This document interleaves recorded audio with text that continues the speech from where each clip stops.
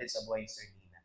So, ngayon po mga kapatid, nadako po tayo sa ating exhortation, or message rather, but actually exhortation din, but this is a Sunday message.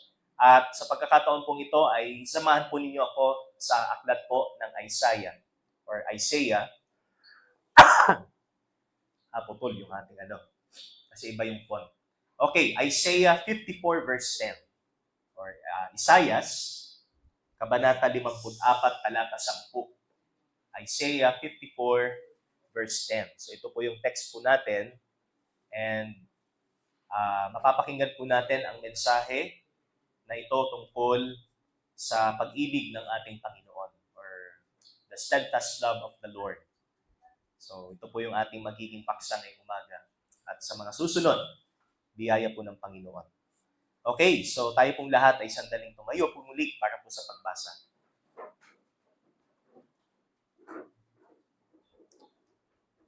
Isaiah 54 verse 10, "For the mountains may depart and the hills be removed, but my steadfast love shall not depart from you, and my covenant of peace shall not be removed, says the Lord, who has compassion on you." Purihin po ang Panginoon.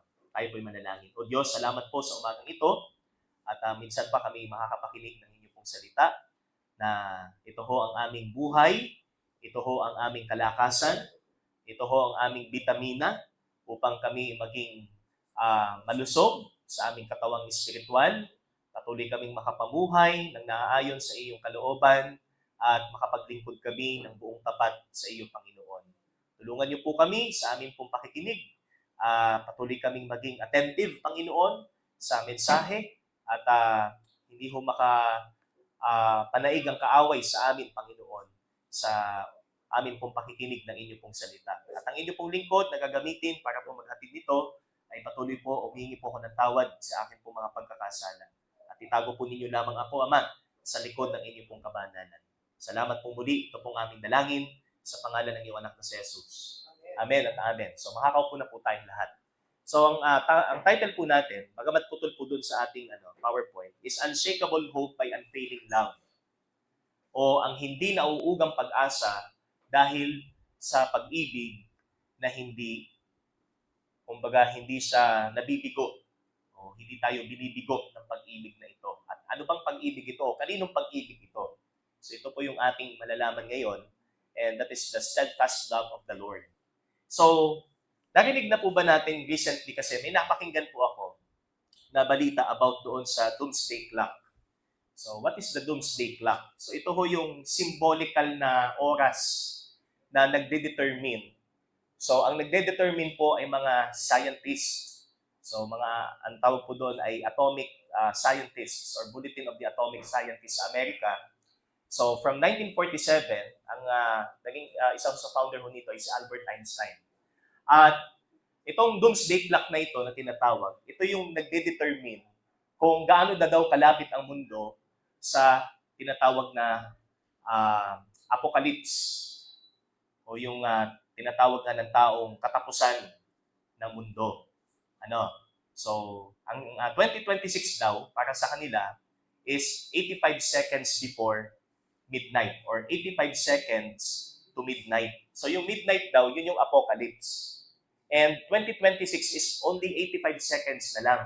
So kumpara sa ibang taon na mas malayo doon sa, kumbaga, nakikita nilang apocalypse. So last year daw ay 90 or 89 seconds. So nag-start yan, kasi nag-start po yan 7 minutes. So, yun yung umpisa noong 1947, 7 minutes after the bombing of yung dalawang cities sa Japan.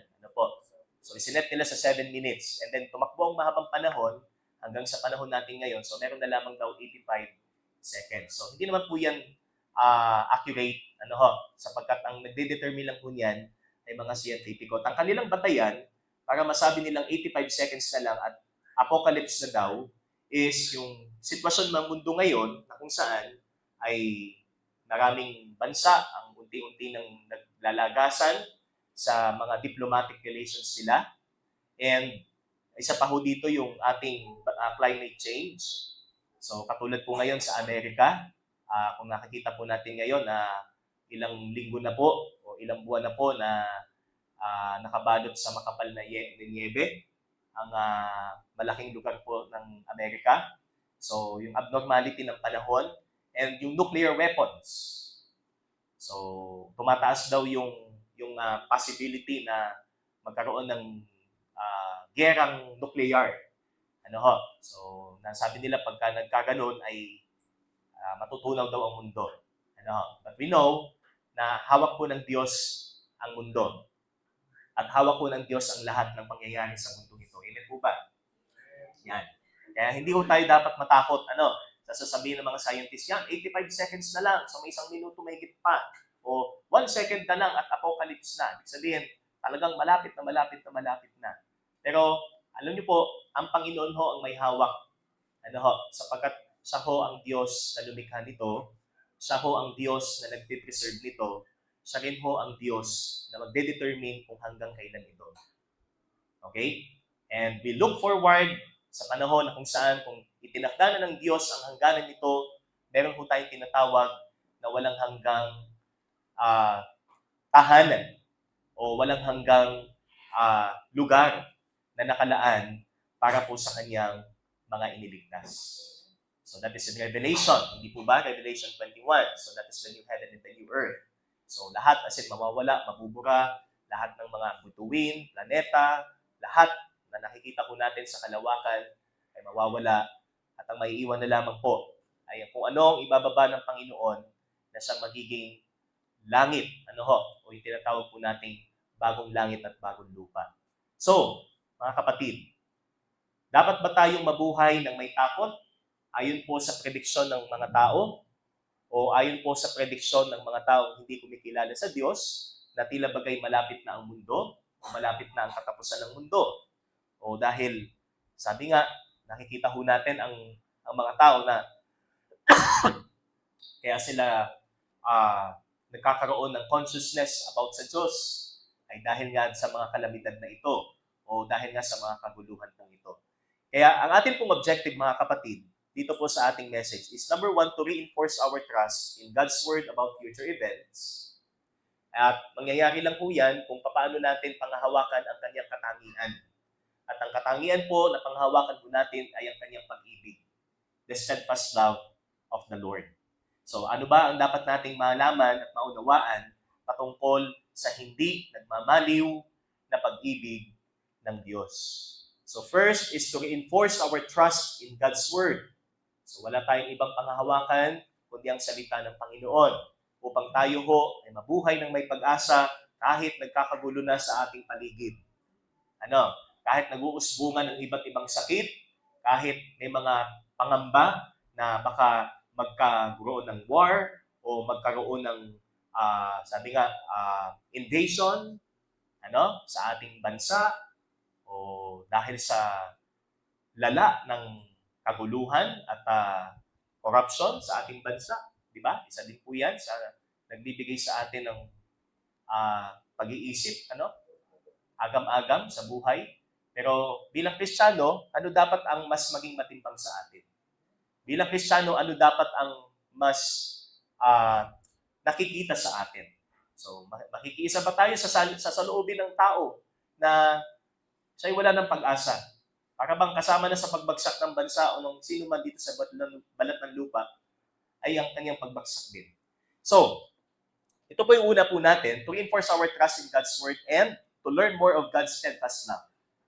Mas makilala pa natin ang Diyos sa kanyang pag-ibig na hindi nagmamaliw. And that is the ground of our hope, the steadfast love of God. Okay? Kaya, mga kapatid, bakit po ang ating pag-asa ay dapat laging fixed? Kaya, yung ating pong tema ho is anchored in hope.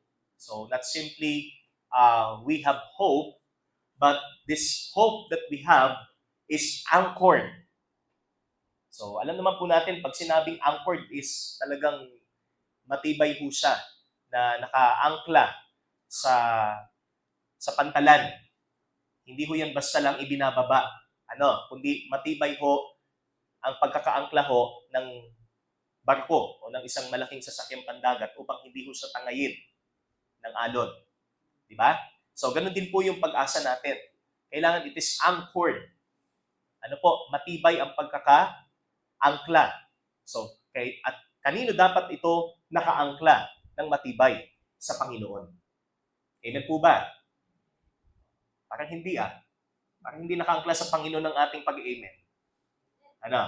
So, dapat sigurado ho tayo with boldness and confidence. Ano ho? Nakaangkla ho ngayon ang ating pag-asa sa Panginoon. Hindi sa mga pangkasalukuyang nagaganap sa buhay natin o sa masasabi nating global events na napapanood po natin. So, mga kapatid, ano po, hindi po ibig sabihin, again, yung sinabi ko po kanina sa our introduction, doomsday clock ay tama, but all that we believe in is Christ is coming soon. So, hindi yung, kumbaga ang concern ho natin yung pagkatapos ng mundo, kundi yung pagbabalik ng Panginoon. So, kung ano yung dapat na ginagawa ko natin ng may pagmamadali is yung dapat natin gawin bilang isang Kristiyano. Hindi yung nagmamadali tayong, sabi nga, in a way na bilang paghahanda sa sinasabi ng taong katapusan na ng mundo, kundi sa pagbabalik ng ating Panginoon, ano yung madali na nating ginagawa? O yung ginagawa natin with haste, sabi nga, ng may pagmamadali. Okay? So ito po yan. So Christ is coming soon and we cannot definitely say the exact time, day, or year, but sooner or later, He will come again. Siya paparito. Ano po? At ito ho ay araw na kapanapanabik para po sa atin. Excited po ba kayo, mga kapatid? Sa pagbabalik ng Panginoon. Na? Sabi nga ng Revelation ay He will come quickly. Or I will come quickly. Ano? Maranatha, mabilis. Sabi nga, sa kalendaryo ng Diyos, ito'y mabilis. Kahit sa kalendaryo natin ay tila bagay hindi. Pero tinuturuan po tayo ng Diyos na maghintay. At sa paghihintay natin, meron tayong ginagawa. Sa paghihintay natin, meron tayong pag-asa. Ano po? Meron tayong, kumbaga, ginagawang makabuluhan sa buhay na ito. So, we have 4 important truths, mga kapatid, dito sa atin pong talatang binasa. But hanggang 2 lang po yung atin munang tatalakayin ngayon pong umaga. So we have number 1. So basahin ko po ulit ang verse 10. Sabi po dito, For the mountains may depart and the hills be removed, but my steadfast love shall not depart from you. So, background po nung talata. Ang konteksto dito talks about Israel bilang piniling bansa ng Panginoon. And they were promised by God na bagamat sila ho ay papasok sa captivity, hindi ho sila tuluyang mawawala bilang isang bansa. Kundi pinangakuan sila ng Panginoon ng kaharian, the everlasting kingdom, at ito yung tinatawag po nating millennial, di ba? Yung 1,000 years in the future na paghaharian po ng ating pong Panginoon. At bago nga po yan, sabi dito, magkakaroon po ng kumbaga matinding pagbabago. Yan, sa itsura ho ng daigdig. So, kasi mangyayari po yan before yung millennial kingdom po. So, meron po tayong, remember sa Revelation, so we have the 7 trumpets and 7 bowls. So kasama ho doon ay mga malalakas na lindol na po pwedeng magpadapa sa mga syudad, po pwedeng magpaguho sa mga bundok. Talagang totally mababago po topographically ang mundo. So yun po yung makikita ho natin. Kaya, for the mountains may depart and the hills be removed. Kahit mawala na ang bundok banahaw, kahit bumaba na ang elevation ng mga matataas o matatayog na bundok sa mundo, hindi mawawala ang aking pagmamahal sa inyo. Imagine, sino ho ang nagsabi nito? Ang Diyos mismo ho ang nagsabi.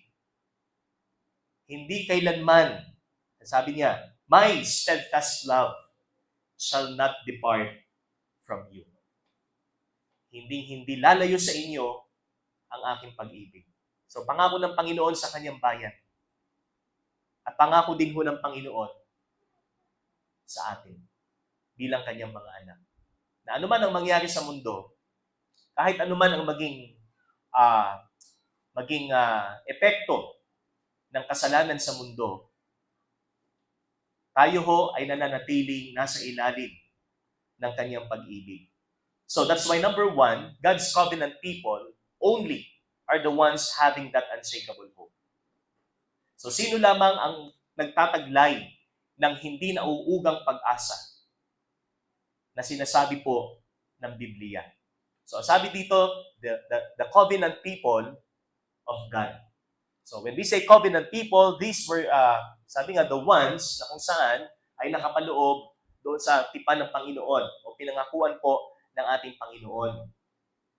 At kasama rin po tayo, sa tinatawag nating covenant people, which is yung New Covenant, at ito ho ay nagpapakita ng tinatawag nating assurance na hindi ho tayo malalagay sa kapahamakan dahil ho sa mundong ito o dahil ho sa mga panlabas na pangyayari sa mundo.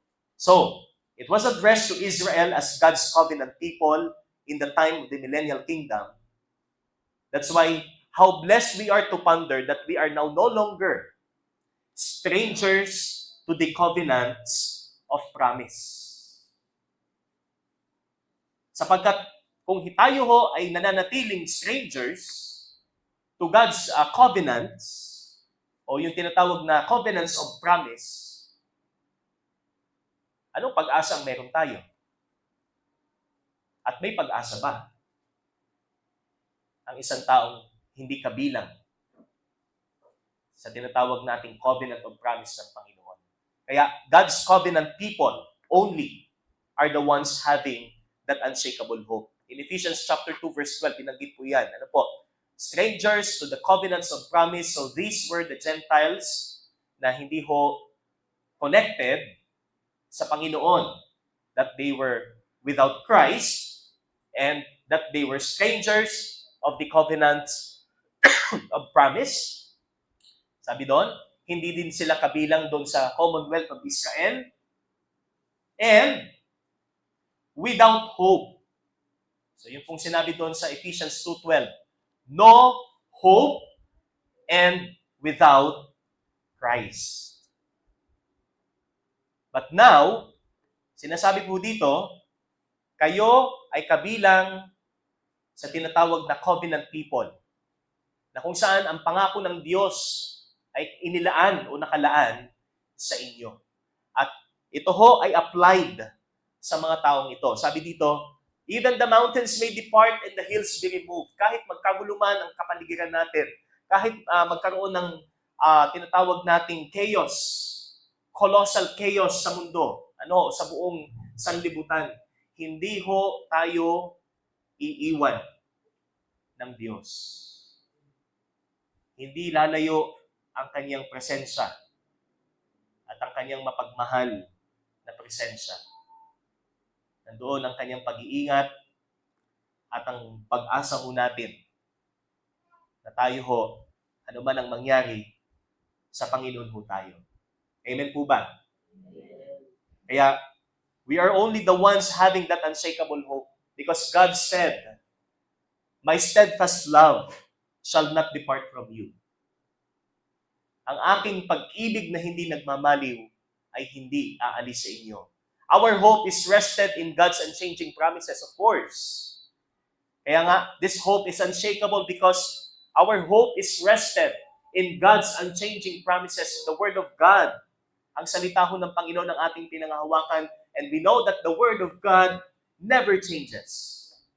We know that the Word of God is not outdated. Ang salita ho ng Diyos magpakailanman ay salita ng Diyos. Isaiah 40 verse 8, the grass withers, the flower fades, but the Word of God will stand forever. matuyo ang damo, malanta ang bulaklak, mamatay ang puno, magkaroon man ng matinding pagtaas ng sea level, matinding epekto ng pagbabago ng klima, matinding kaguluhan, patayan. Ngunit ang sabi niya, ano po sabi ng Biblia? Hindi nagbabago ang salita ng Diyos. The Word of God will stand forever. Kaya ito yung ating panghahawakan, mga kapatid, upang matiyak natin ang pag-asang meron tayo hindi nauugat. Unshakable, unswerving na pag-asa. And our hope is rested in God's unassailable power. Hindi lamang sa salita na nananatili, na nakatindig at hindi nauuga magpakailanman ang ating pag-asa, kundi, sabi dito, nakahilig sa hindi matatalong kapangyarihan ng Diyos. God's unassailable power or God's, sabi nga, invincibility. Invincible power. Because of the presence of God, the forces of nature and the nations are no longer a threat to the people of God who dwell with Him. Ang mga forces of nature, kapangyarihan ng kalikasan at ng mga bansay hindi nabanta sa mga anak ng Diyos. Psalm 42 or 46, verse 2. Therefore we will not fear, though the earth gives way, though the mountains be moved into the heart of the sea, though its waters roar and foam, though the mountains tremble at its swelling. There is a river whose streams make glad the city of God, the holy habitation of the Most High. God is in the midst of her, she shall not be moved. God will help her when the morning dawns. The nations rage, the kingdoms totter, He utters His voice, the earth melts. Kahit tumatapos na, sabi nga, kagaya ng prediksyon ng mga dalubhasa, kahit magkatotoo kung ano yung kanilang napipicture out na magiging hantungan ng mundo, ano pong sinabi dito?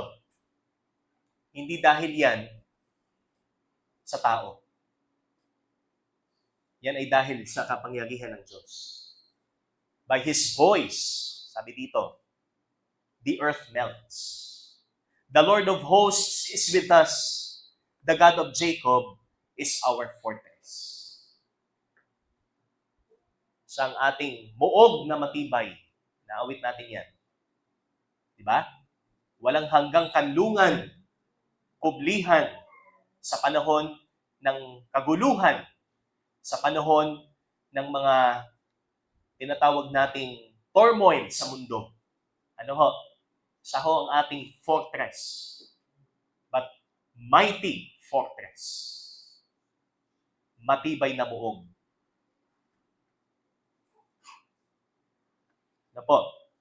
That's why we should not be shaken by such threats and fears. Bilang tao, nangangamba ho tayo. Bilang tao, nandun yung ating takot. Worry. Pero meron po tayong Panginoon. We have a God who never fails us. We have a God who helps us. Kaya doon po sa verse 1, ano po sabi doon? Psalm 46, God is our refuge and strength, a very present help in times of trouble.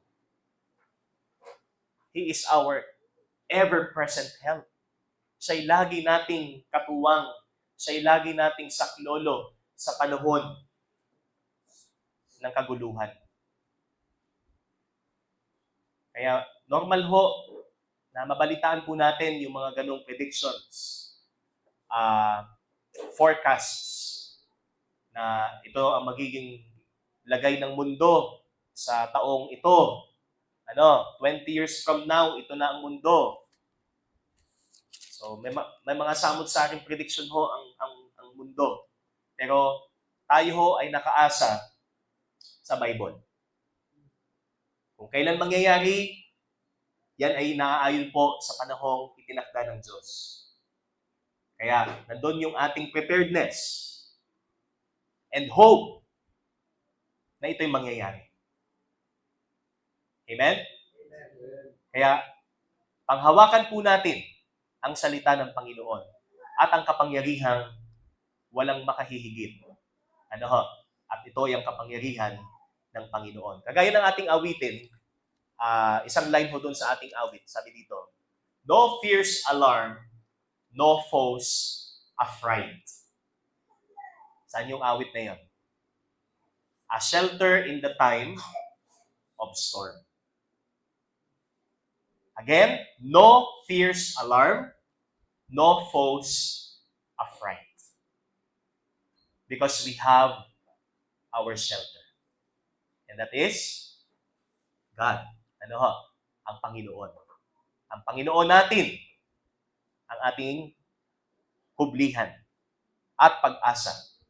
Okay? So, as we continue, basahin ko po muli ang verse 10.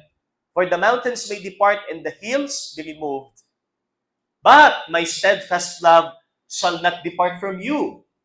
So, this is from the very, sabi nga, bibig ho ng Panginoon. Sabi niya, excuse me, but my steadfast love shall not depart from you.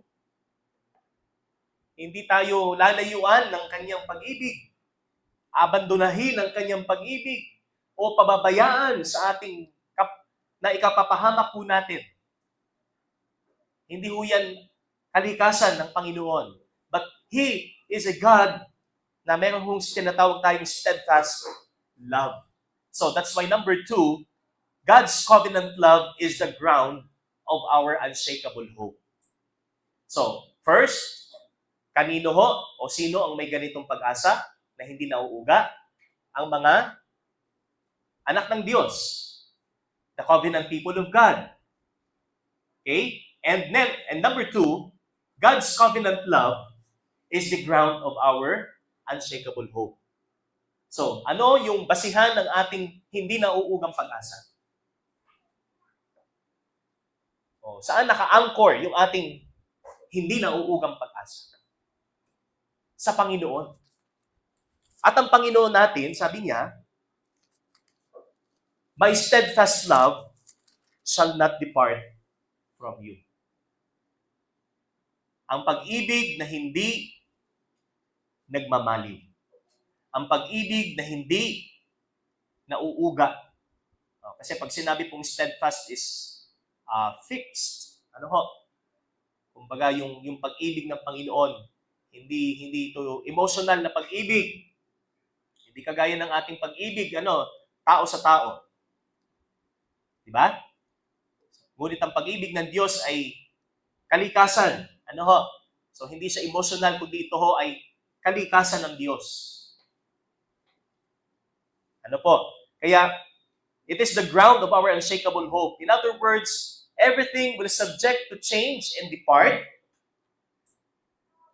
but not me and my steadfast love. Sa ibang salita, yun po ang ibig sabihin ng Diyos. Lahat ng bagay magbabago at mawawala. Ngunit hindi ako at ang aking pag-ibig na hindi nagmamali. Kaya yung ating inawit lagi, the steadfast love of the Lord never ceases. Lamentations 3. We know that the steadfast love of the Lord is one of the character qualities of God that comforts us most. Ito yung pinaka nakapag-aaliw sa atin, isa sa katangian ng Diyos na pinaka nakapagbibigay aliw po sa atin. The steadfast love of the Lord. Because it speaks of His character na siya ay Diyos na hindi nagbabago. Siya ay Diyos na hindi napapako sa kanyang mga pangako. Siya ay Diyos na matapat sa kanyang mga tipan. Ito yung tinatawag nating loving kindness of God. Mga kapatid, Kaya ang pag-asa ho natin, hindi ho basta lamang dahil favorable ang nangyayari sa atin ngayon. But even, there are lots of adversities sa buhay po natin. May pag-asa pa rin tayo sapagkat ang pag-asa ho natin ay buhat sa Panginoon. At ang Panginoon natin ay Diyos na hindi nagbabago. Okay? His steadfast love is everlasting. Sabi po ng Psalm 103, verse 17. Tingnan po natin. Psalm 103, verse 17.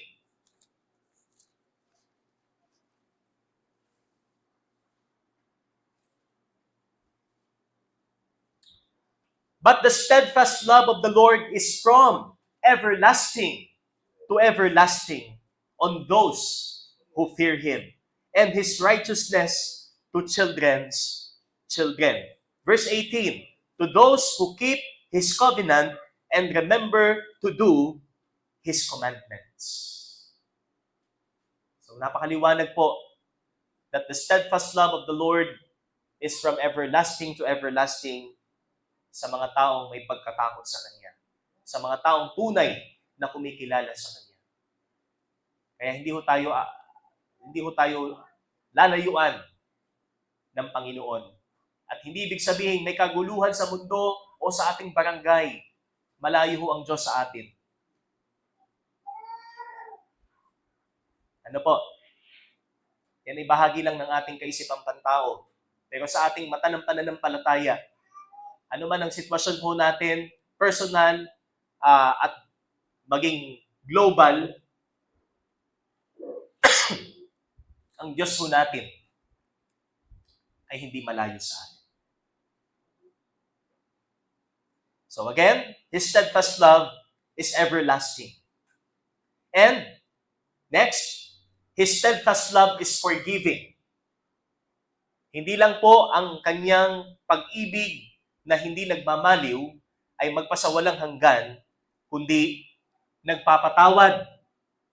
Sabi po ng Exodus chapter 34, verse 6, the Lord passed before him and proclaimed, the Lord, a God, merciful and gracious, slow to anger and abounding in steadfast love and faithfulness, keeping steadfast love for thousands, forgiving iniquity and transgression and sin, but who will by no means clear the guilty, visiting the iniquity of the fathers on the children and the children's children to the third and the fourth generation.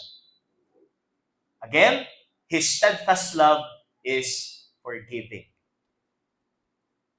Nagpapatawad ang pag-ibig na ito. Kaya hindi pa huli, mga kapatid.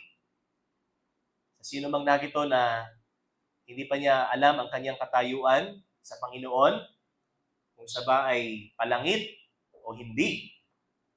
Ang Diyos ho natin, He is a God of steadfast.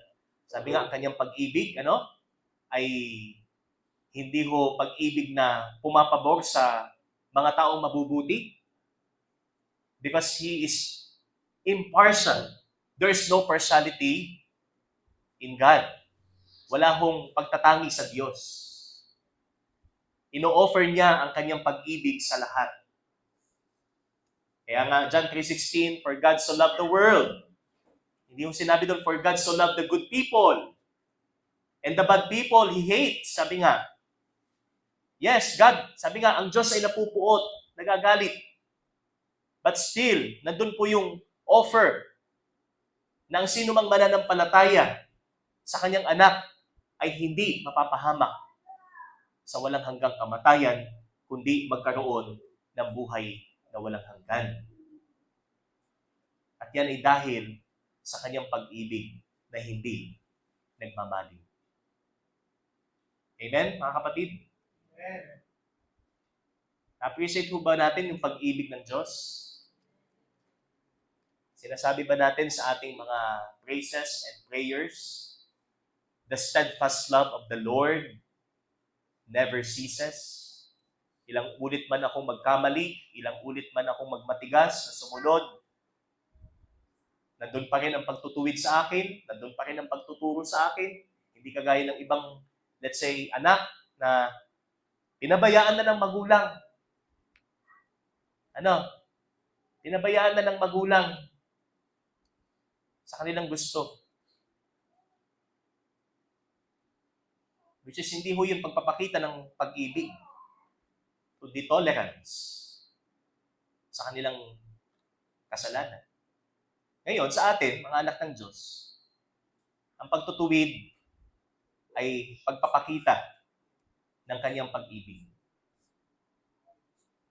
Kaya lagi ho tayong lumalapit sa Panginoon, luhaan. Kasi the more na tayo lumayo sa Kanya, kung tayo tunay na anak, mas masakit ho ang disiplina niya. Pero kung tayo ay agad lalapit sa Kanya at humingi ng tawad, so nandun yung relief and comfort. Okay? That's why His steadfast love is forgiving and His steadfast love is saving. Ito pong ating text. Ang sabi dyan, my steadfast love shall not depart from you. Kahit mapatag na ang mundo, kahit magkagulo na ang lahat sa mundong ito, hindi aalis ang pag-ibig niya sa atin. Hindi lalayo ang kanyang pag-ibig sa atin. Tayo'y mananatiling kanya at dahil dito, panatag ho ang ating mga puso. At tayo ho ay may pag-asa. Amen po ba, mga kapatid? Sana ho, sa tulong at biyaya ng Diyos, magkaroon po tayo ng tamang pagtingin, tamang damdamin sa mga ganitong pangyayari na kahit nagkakagulo na sa kapaligiran, hindi naman huhangad natin na talagang magtagumpay ang kaguluhan at ang kasamaan. Kundi, ang Diyos ho ang patuloy po na mamagitan. Diba? Nandun pa rin po yung intervention po ng Panginoon at ang kagustuhan po natin, ang mga tao nandito sa lupa, ay magbalik loob sa Panginoon. Isuko nila ang kanilang mga buhay sa Panginoon. Tayo lang ho kasi ang nagsasabi na, wala nang pag-asa yan. Kahit sino nang nangangal dyan, wala. Walang nagtagal. Ilang relihiyon na nangangal diyan, wala. Suko. Suko ang mga nagturo diyan. Wala makakahigit sa Diyos. Wala hong sabi nga, walang matigas na puso ang hindi kayang palambutin ng Diyos. Kaya, tayo ho ay magtiwala at patuloy na humilig sa kanyang pag-ibig. The steadfast love of the Lord saves. Ito'y nakapagliligtas. Okay? Kaya sa susunod po, mga kapatid, so pag-usapan pa natin ang maraming bagay tungkol po sa tinatawag po nating steadfast love of the Lord. So, not because this month is a month, sabi nga ng tao ay love month. Diba? So, sabi ng tao ay love month. Kundi, ang ating hong tingnan ay ang pag-ibig ng Diyos na siyang pundasyon ng ating pag-asa. At panghawakan po natin sapagkat ang Diyos natin ay walang hanggan. Tayo po'y manalangin. Salamat po, Panginoon, sa inyo pong salita. Salamat sa inyo pong steadfast love na ito ho ang dahilan kaya meron kaming pag-asa at nabubuhay kami ng may panatag o kapanatagan sa amin pong mga puso. At patuloy na nagtitiwala sa iyo pong salita. Salamat po sa lahat ng ito. Patuloy po namin may pamuhay ang iyo pong salita sa amin pong pang-araw-araw. At patuloy ka naming mapaglingkuran ng may pag-asa rin, Panginoon. At hindi ho kami inactive sa amin pong buhay na ito. Pagpursigihan po namin ang amin pong buhay paglilingkod sa iyo. Ito po ang aming dalangin sa pangalan ng iyong anak na si Jesus. Amen at amen. Sa Diyos po ang kapurihan.